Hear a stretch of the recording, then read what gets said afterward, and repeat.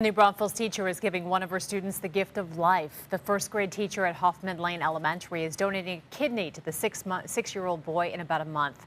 Fox 7's Jennifer Kendall is live in the studio with more on this. What a great story, Jennifer.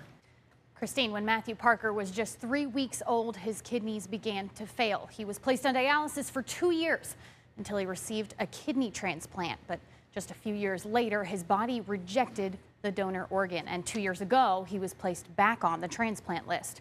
But his prayers for a new kidney were recently answered by an unexpected source.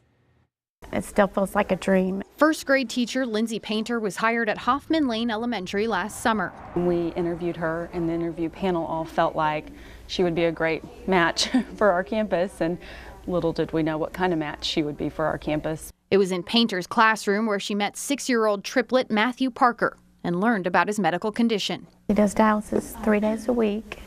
It's in San Antonio, and we do live here in New Braunfels, so he travels 3 days a week, and it's a full day, so he only goes to school twice a week. Matthew's kidneys started failing when he was just 3 weeks old. For the second time in his short life, Matthew is in need of a donor kidney. For Matthew, it was really hard because he's already had a transplant, and so it makes him hard to match up. Since December, 80 people have been tested to see if they could be a match for Matthew. Painter was first in line. I knew right away that I needed to find out if I could help Matthew. But there was only a 1% chance that Painter would make the cut.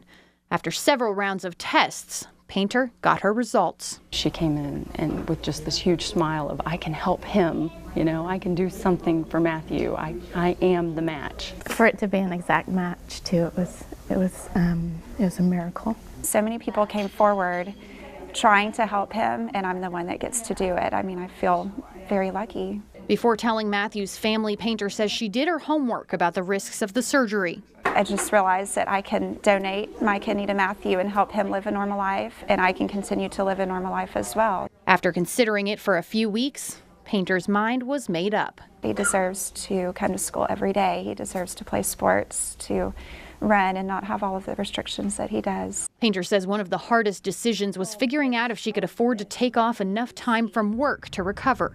That's where the staff at Hoffman Lane Elementary came in. We immediately said, well, we are going to make this as easy on her as we possibly can. Matthew's insurance will cover my portion of the surgery, and my amazing campus has stepped up and helped to cover the income that I'll lose while I'm out of work. As long as Painter and Matthew stay healthy enough for surgery in mid-March, Matthew's life will go back to normal in just a few months. There's no words that can say anything because it's more than thank you.